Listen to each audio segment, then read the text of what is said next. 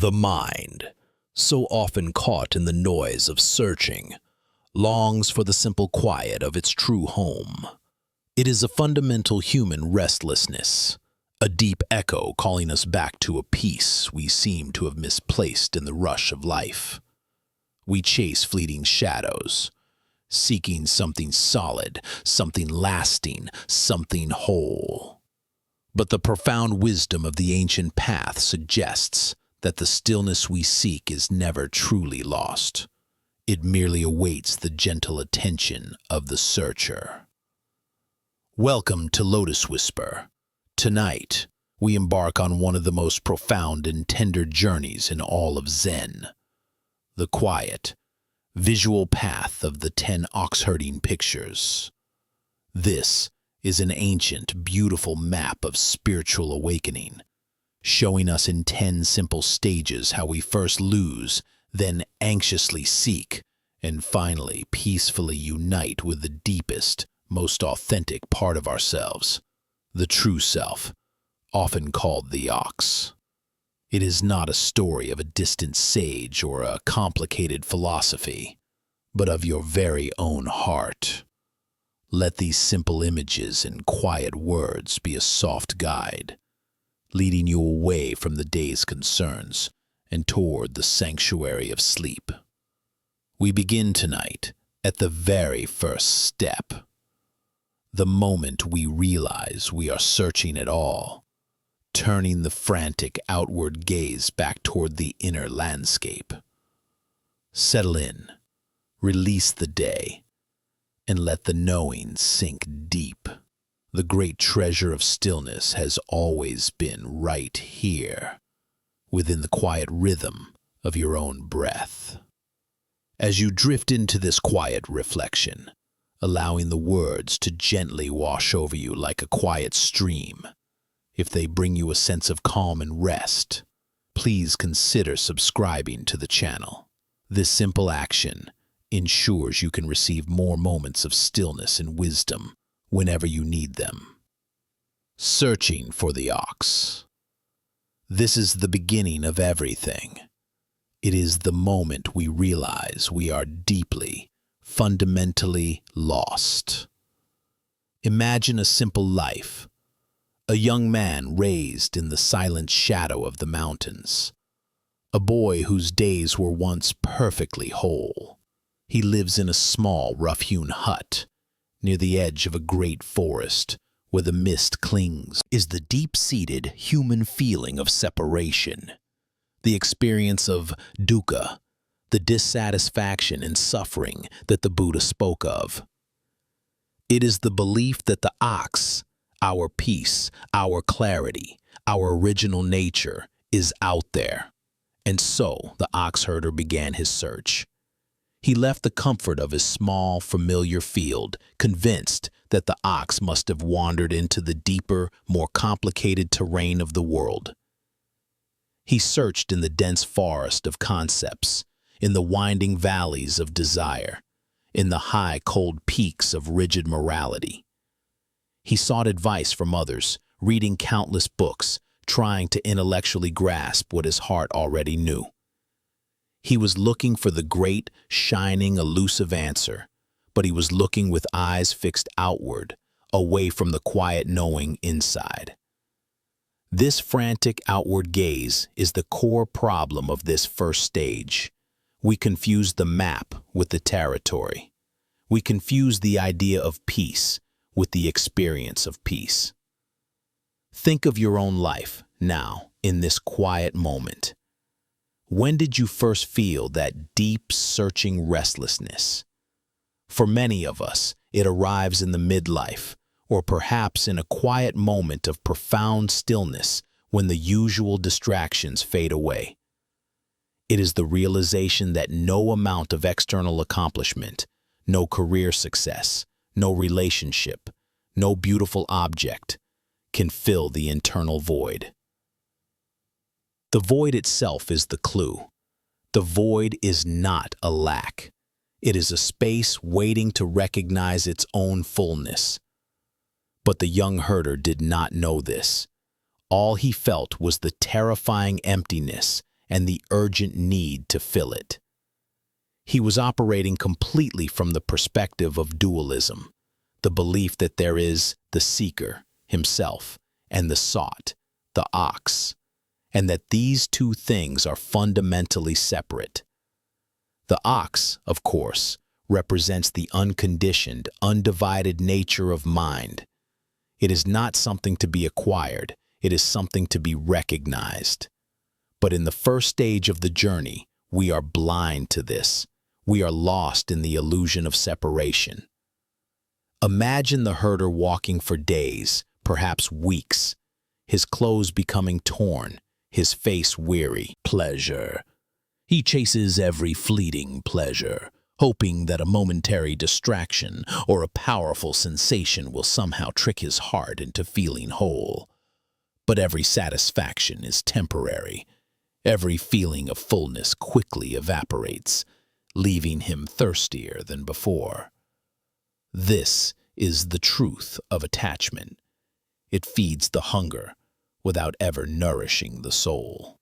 The profound teaching of this first stage, searching for the ox, is to recognize the futility of the external search. The herder's frustration is a necessary part of the path.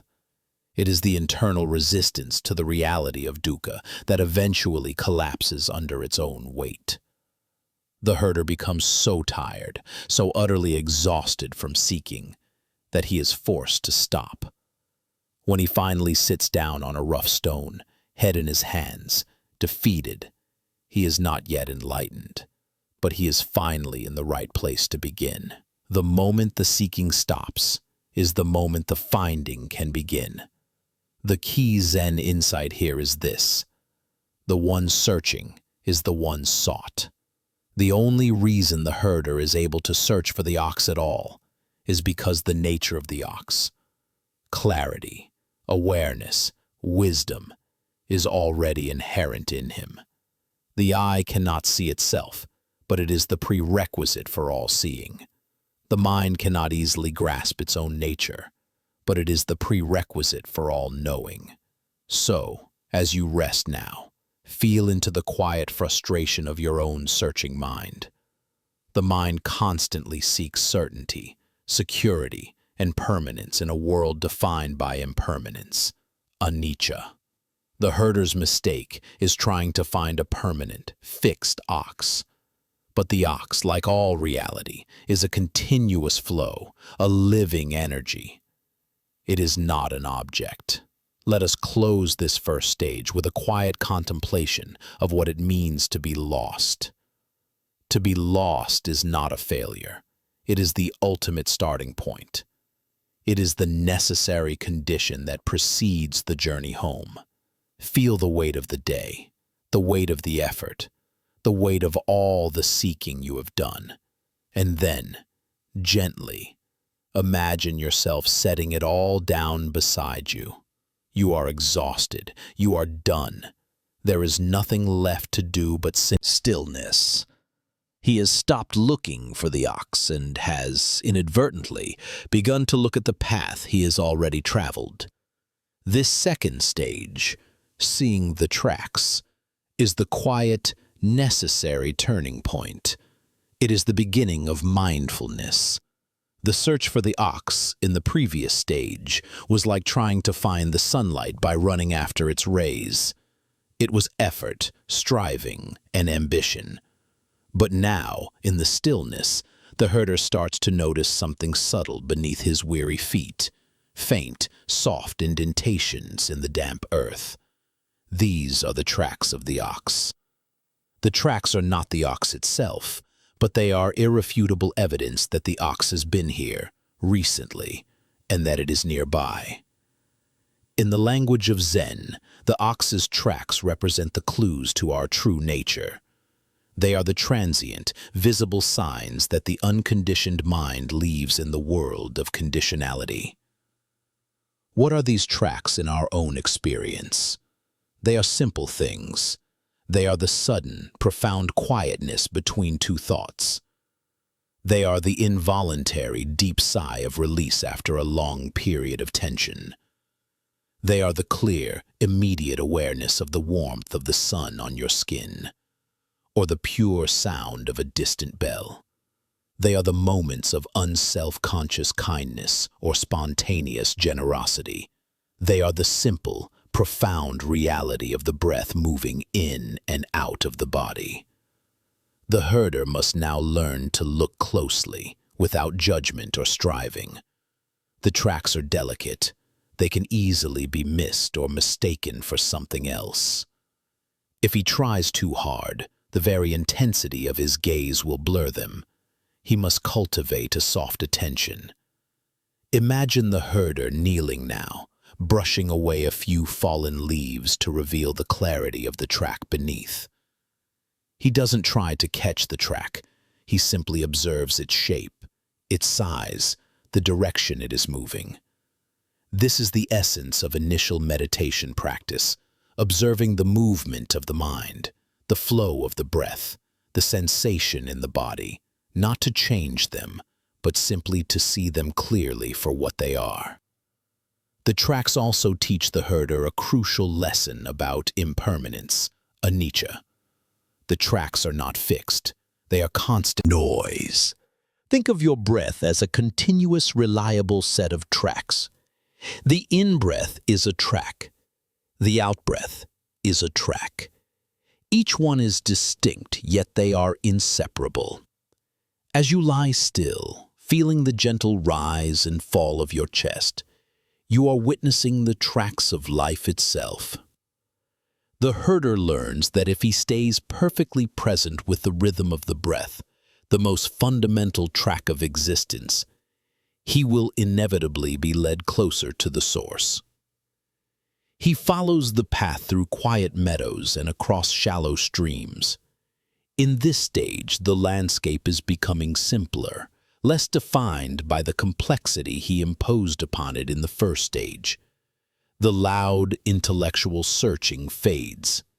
The subtle, sensory awareness rises. He notices the smell of the pine needles. He feels the dampness of the moss on the bank. These are not distractions. They are the tracks of the ox in the world of the senses. Clarity is sensory, not conceptual. The philosophical depth of this stage is the realization that form is not separate from emptiness, but that all form, the tracks, points directly back to the source, the ox, emptiness. The small signs of movement, the fleeting thoughts, the passing emotions, these are not obstacles to peace. They are the very evidence of peace's underlying presence. The track of a footprint is nothing more than earth shaped by an absence. Our thoughts and feelings are nothing more than awareness shaped by a momentary content. The herder's struggle now is one of consistency. It is easy to see a track clearly for one moment, but then the mind drifts, pulled by old habits of seeking, judging, or planning. He must gently bring himself back, time and time again, to the evidence right in front of him. This is the unending, gentle work of meditation, returning to the present track. This stage teaches patience. The ox is not a meter away. The tracks lead a long way. The herder must trust the process, trust the path. The goal is no longer to find the ox in a sudden burst of effort, but to stay close to the evidence, the faint but true tracks of the previous stage. The herder finally arrives at a clearing in the deep woods. The stillness is profound here. The air is cool and smells of earth and damp leaves. And there, partially obscured by the thicket, he sees it. He sees the ox. The sight is startling, a moment of absolute, undeniable recognition. This is the goal of his journey, the truth he has been searching for. His own true self, the clarity of his original nature. However, this is not a moment of peaceful union. The ox he sees is not the docile, domesticated beast he might have imagined. It is a powerful, black, wild creature. Its eyes are fierce, its hide is tough, and its breathing is heavy with untamed energy. It is constantly moving, agitated, kicking up dust and tearing at the bushes. This is the profound paradox of the third stage. The moment of initial awakening is often a moment of fear and struggle. The wild black ox represents the raw, untamed nature of the mind, exactly as it is. It is the vast, surging energy of our desires, our fears, our attachments, and our aversions, the totality of the monkey mind. Before this moment, the herder only saw the tracks, clues, or he only saw the forest, distractions. Now he sees the very source of the restlessness, and the sheer power of it is overwhelming. He realizes that the ox was always right here in this very pasture, the pasture of his own consciousness. But because he was looking for a pure, gentle white ox, an idealized state of peace, he failed to recognize the wild, dark reality of his mind's innate, untamed energy. This stage is the first true confrontation with the first noble truth, the existence of dukkha, suffering and dissatisfaction. The wild ox is dukkha in its full, raw power. The herder sees clearly now that his suffering is not imposed from outside, but is the result of the sheer, unbridled energy of his own mental and emotional. He recognizes the powerful, deep root of attachment in this moment. The ox is tearing at the bushes because it is attached to its wildness. It is afraid of being caught, afraid of being tamed, afraid of losing its freedom, which it confuses with its restlessness.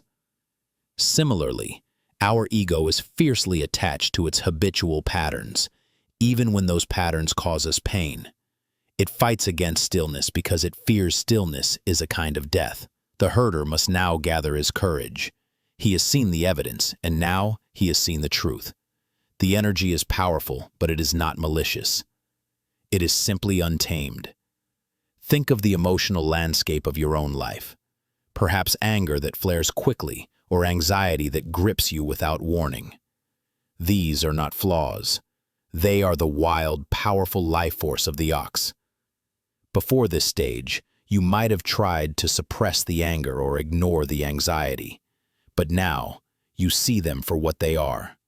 Powerful, undeniable energies that must be met with awareness, not resistance. The herder spends time simply observing, breathing deeply to calm the pounding in his chest. He is not trying to catch the ox yet. He is merely establishing a clear, unwavering gaze. He is cultivating a compassionate, non-reactive awareness that can hold the wildness without being swept away by it. This clear, steady gaze is the practice of right view and right mindfulness coming together. He sees the ox in its magnificent, terrifying totality. And in this seeing, a profound, quiet shift occurs. The herder stops identifying with the wildness. He is no longer the wild ox, driven by every impulse. He is the observer of the wild ox. This slight, vital separation, this space between awareness and the object of awareness, is the beginning of freedom. Let this moment of recognition settle over you now as you prepare for deep rest. Acknowledge any untamed energies within your mind, the worries, the plans, the regrets. Do not fight them. Do not try to scrub them clean or make them pure. Just see them clearly and calmly as the powerful, primal energy of the black ox. It is a part of your life force, and it must be met with a calm, accepting heart. Herder must now act. He approaches the mighty beast with a rope. This rope is the symbolic representation of vigilance and mindful discipline. It is the conscious, continuous effort to keep attention fixed on the present moment, preventing the ox, the mind, from running away into the past or the future, into desire or aversion. Imagine the struggle. The ox, driven by its wild nature, resists fiercely. It bucks, it pulls, it drags the herder through the mud and thicket. The herder is not trying to kill the ox or destroy its energy. He is trying to redirect it. This is the difference between true spiritual practice and self-repression. Self-repression tries to eliminate the wild energy. Zen discipline seeks to harness it. The herder holds tight to the rope, his hands raw, his body bruised. Every time the ox pulls towards a distraction, a sharp, tempting thought, a painful memory, the herder pulls back, gently but firmly, saying without words, "Not that way, stay right here." This internal struggle is the difficult, necessary phase of practice where the old habits fight back. You sit down for a quiet moment, and your mind immediately begins to churn out endless to-do lists, critical judgments, or vivid daydreams. That surging mental energy, the pulling of the black ox, is intense. You feel the pull towards distraction, and the initial reaction is to follow it or to grow frustrated and quit. The lesson here is profound. Discipline is not punishment. It is the truest form of self-love. The herder is catching the ox not to dominate it, but to save it and himself from the endless cycle of wandering. We often make the mistake of equating the Zen path with absolute effortlessness from the start. That is the destination, but this stage proves that the path to effortlessness often requires immense, focused effort. This is the stage of right effort from the Eightfold Path. It is the effort to prevent unwholesome states from arising and the effort to encourage wholesome states to flourish. The philosophical trap the herder must avoid is vain effort. He must not try to use force to crush the ox, because the ox is his essential vitality. If he tries to break the ox's spirit, he will back to the body, back to the silent, observing awareness. This stage is lengthy, often spanning years of practice. It is not about a single dramatic event, but about thousands of small, quiet victories. Every time the herder resists the urge to check his surroundings, every time he chooses mindful breathing over frantic planning, he tightens his grip on the rope a little more. Imagine the herder spending the entire day, from the pale light of dawn to the deep shadows of dusk, walking step by painful step, always holding that rope. He learns the ox's rhythm, its moments of rebellion, its surprising moments of quiet compliance. He is learning the map of his own habitual mind. As you lie here now, feeling the pull of sleep, this stage is the moment you gently refuse to let a final, anxious thought carry you away. You acknowledge the thought, "I must remember that thing tomorrow." And instead of following the thread, you simply feel the sensation of your body relaxing. You are gently guiding the wild ox back to the stillness of the pasture. You are holding the rope of vigilance.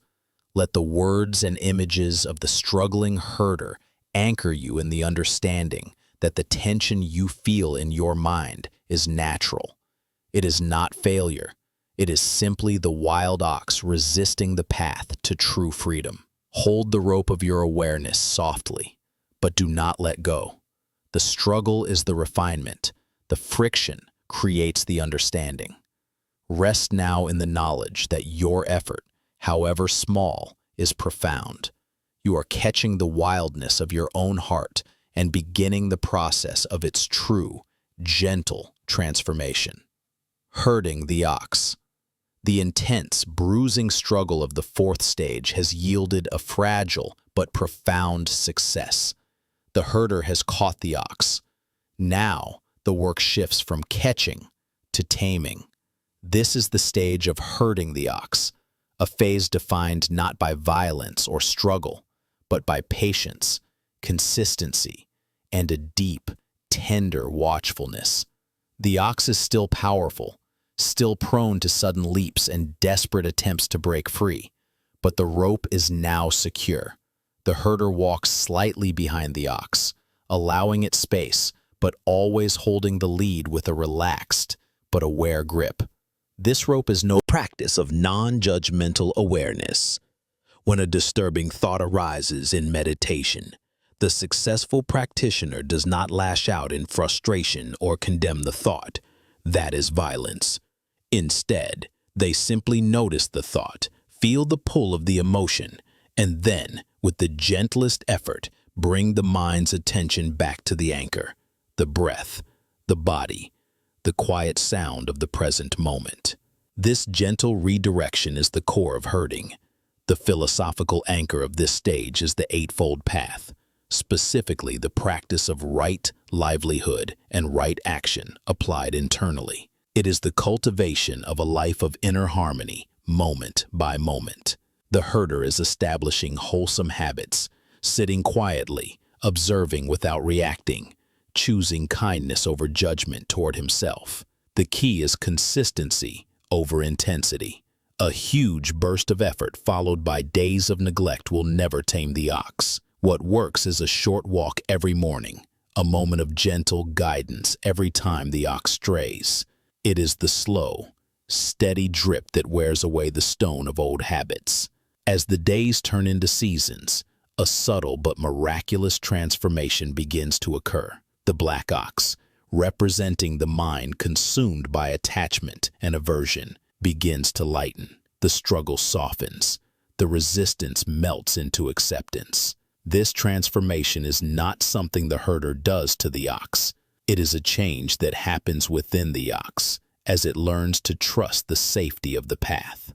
The ox learns that the meadow of stillness is more nourishing than the thorny thicket of desire. It learns that the quiet of the present moment is more comforting than the frantic noise of planning and regret. The herder's role is gradually diminishing. In the beginning, he had to drag the ox.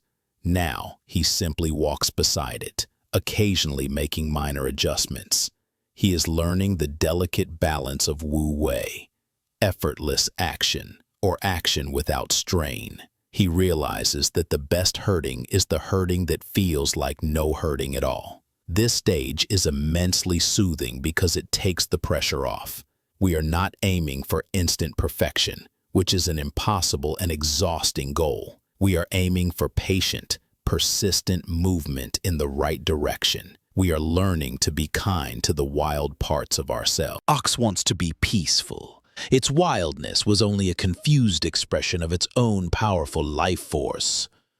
Let the final anxieties of the day, those last restless thoughts, be treated with the patience of the herder. Do not fight them. Do not curse them. Just gently, firmly, without drama, guide your attention back to the deep, supportive rhythm of your breath. The ox is almost home. The landscape is peaceful. You can now rest, trusting in the quiet discipline you have patiently cultivated. The gentle work is almost done. Riding the ox home. The period of gentle herding has reached its quiet fulfillment. The wild, dark energy of the ox has been thoroughly purified by patience and consistent awareness. The ox is now completely transformed from a symbol of untamed mind into a perfect emblem of wholesome, spontaneous effortlessness. This stage is one of profound joy and peaceful return. The herder no longer needs to walk behind the ox, holding the rope. The rope has been completely discarded. The herder now sits peacefully atop the ox's back, playing a simple, tranquil melody on his flute. Imagine the scene. The sun is setting, casting long, soft shadows. The herder is relaxed, his posture easy, his awareness completely merged with the rhythm of the beast beneath him. The ox needs no guidance. It knows the way home perfectly.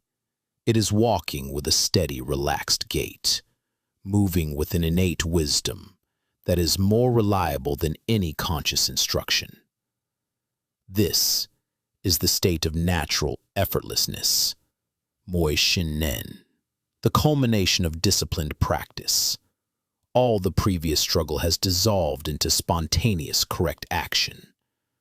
The herder has internalized the path so completely that the ox, the mind, and the herder, the conscious will, are in perfect, harmonious alignment. There is no internal conflict. In our own spiritual lives, this represents the moment when right action and right speech flow forth without calculation. It is when compassion is automatic, when stillness is the default state, and when clarity is the lens through which every moment is viewed. You no longer have to try to be mindful. You simply that he was separate from the ox was the very source of his initial restlessness. Now, riding the ox home, he understands that the peace he sought was always the very ground upon which he walked, the very breath in his body, and the very consciousness that searched. This stage is a gentle, flowing experience. There is no destination to rush toward because the journey itself is the home. Every moment of the ox's gait, every note from the flute, is an expression of perfect completeness. Imagine the gentle sway of the ox as it carries the herder through the quiet, forested hills, guided by the immense, dark sky now dotted with the first, quiet stars. This gentle, rocking motion is the perfect metaphor for deep sleep.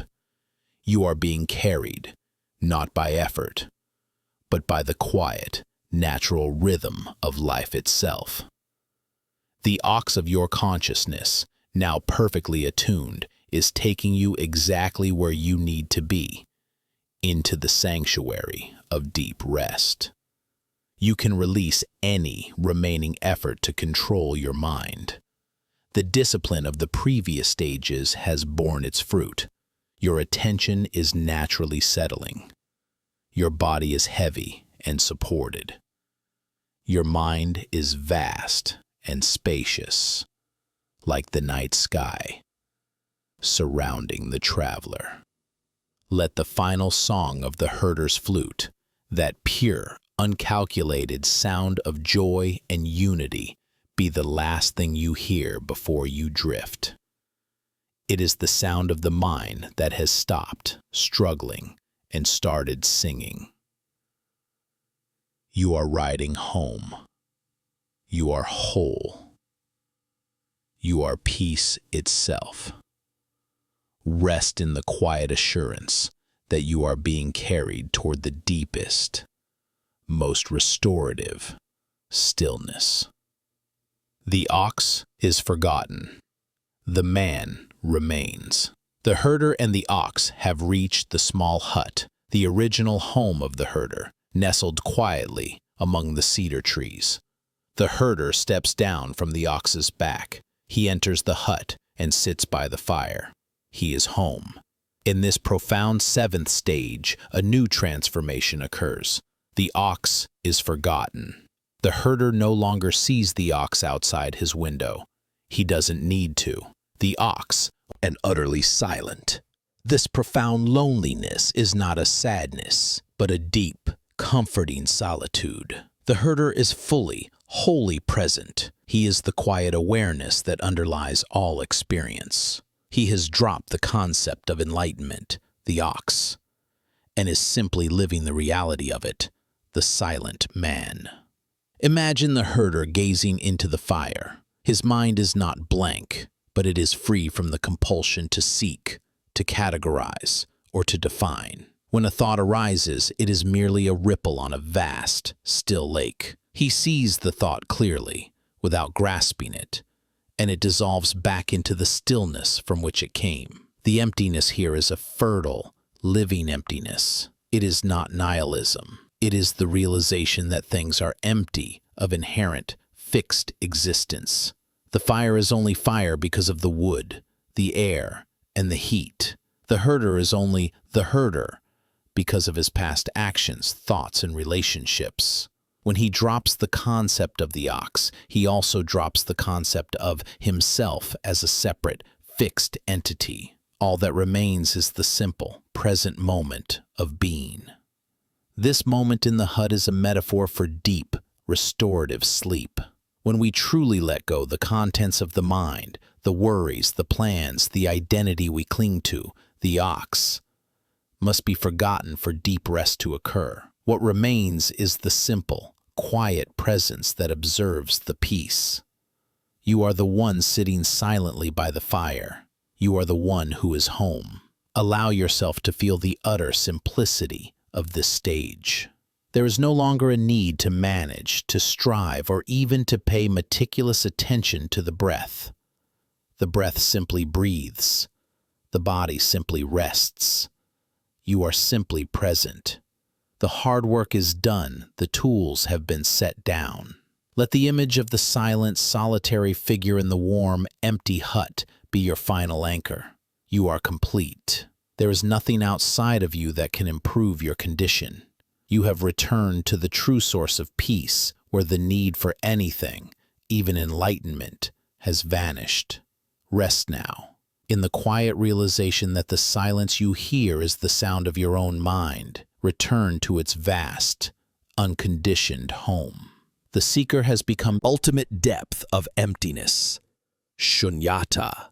It is the realization that not only are things empty of a fixed self, but the very awareness that perceives this emptiness is also empty of a fixed, separate existence.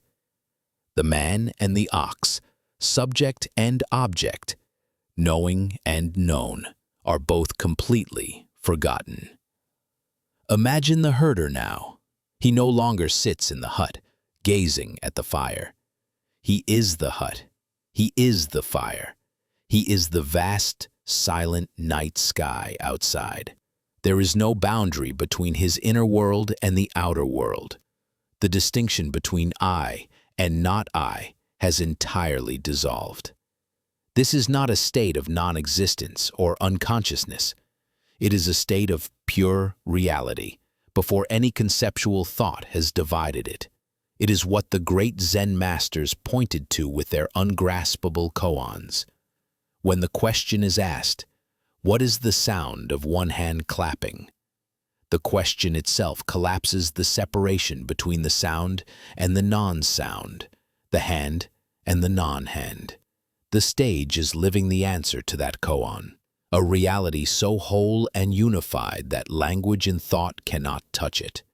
This level of realization is characterized by a deep, absolute sense of perfection and integrity in everything exactly as it is.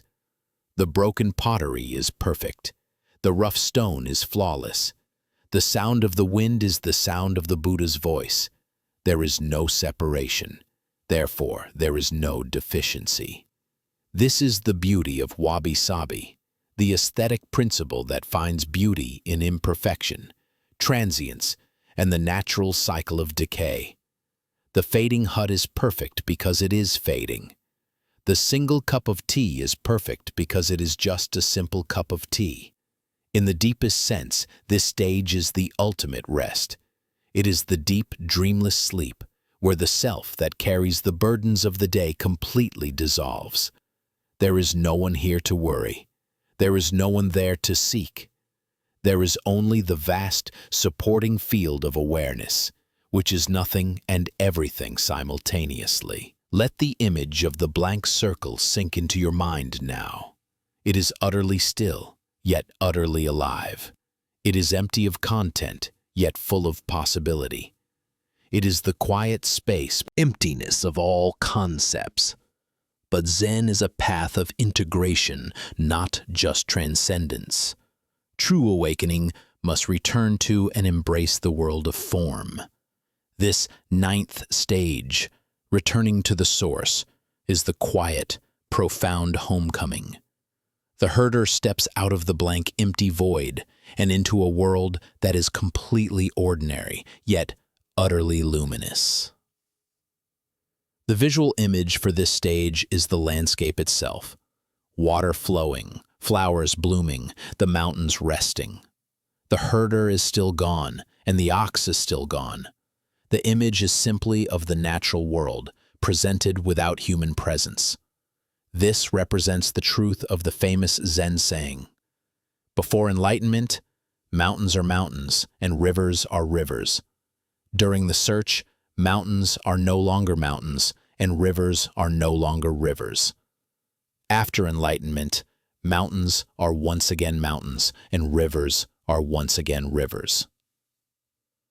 The herder sees the world now exactly as it is, without imposing his former concepts of self, struggle, or enlightenment upon it. When he looks at a mountain, he does not see a philosophical concept or a symbol of his journey. He sees a mountain that is simply being a mountain, complete and perfect in its own nature. This is the state of authentic living, a complete integration of the absolute truth, emptiness, with the relative world, form. Because the herder has realized that everything is empty of a fixed self, he can appreciate everything for its unique, momentary, and fully interdependent reality. He sees the flower blooming and knows that its beauty is inseparable from the soil, the water, the sun, and the hand that holds it. The mind in this stage is utterly peaceful, not because it has forced the world to stop moving, but because it has stopped resisting the world's natural flow.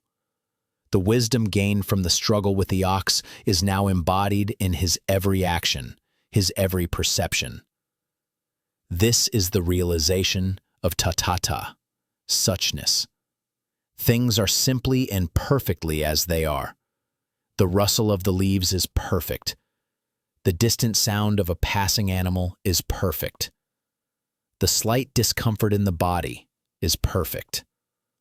All resistance to what is small, ordinary sounds around you. You feel the slow, steady rhythm of your breathing. Do not try to make these things special, profound, or spiritual. Just let them be. Let the sound be the sound. The weight be the weight. This is the purest form of rest, returning to the source where everything is already peaceful, simply because it is. Rest in the profound quietude of the ordinary. Everything is exactly as it should be. The journey is complete, not in transcendence, but in returning to and embracing the beautiful, flowing reality of the here and now. Entering the marketplace with open hands. The journey to awakening is complete. The herder is searched, struggled, found clarity, and dissolved into the void. He has returned to the source, seeing the world's ordinary reality as perfectly luminous. But the final, most crucial step of the Zen path is not withdrawal, it is return. This 10th stage is the compassionate and ultimate integration. The figure who walks into the marketplace is no longer the frantic seeker of the first stage, nor is he the isolated sage of the 8th. He is a person of profound realization, who carries his peace into the midst of the world's chaos, not as a teacher with doctrines, but as a simple instrument of peace. The visual image is the figure entering the busy, loud marketplace, carrying a large bag, perhaps of gifts, and interacting with common people, merchants, children, workers, his face radiating a quiet, subtle joy. This stage is the essence of the Bodhisattva vow, the commitment to delay one's own final nirvana until all sentient beings are freed from suffering. The herder does not remain in the quiet perfection of the mountain hut. That was only a temporary refuge. True enlightenment is tested and proven only when it is brought back into the world of dust, noise, and suffering. The herder's power now is not in what he says, but in his presence. He needs no spiritual robes or academic titles. He simply walks with an open heart and a clarity that touches everyone he meets. His mind, having been tamed and then dissolved, now acts spontaneously from a place of karuna, not just for our own benefit. The peace we cultivate here, in this quiet, sleeping moment, is a gift we prepare to share with the world when we awaken. Every deep, restorative breath we take is a moment of peace that strengthens our capacity for compassion. Imagine the herder sitting down in the center of the bustling market, completely still, yet completely engaged. The noise and the movement do not stick to him. They simply pass through his awareness like wind through an empty space. He smiles softly, a genuine, unforced smile. He is home. As you conclude this journey and drift into the deepest stage of sleep, know that this is your ultimate destination. You have followed the path of the ox herder. You have searched, struggled, found, dissolved, and now you are ready to rest, utterly whole, before returning to the world renewed. Let the final anxieties of the day, any remaining tension in your body, be released. You have done the work. You have found the stillness. You are the peaceful herder, carrying the wisdom of the ox into your dreams. May your rest be deep, healing, and complete. May you awaken with the herder's clarity and compassion, ready to meet the marketplace of your new day with open hands and an unshakable inner peace.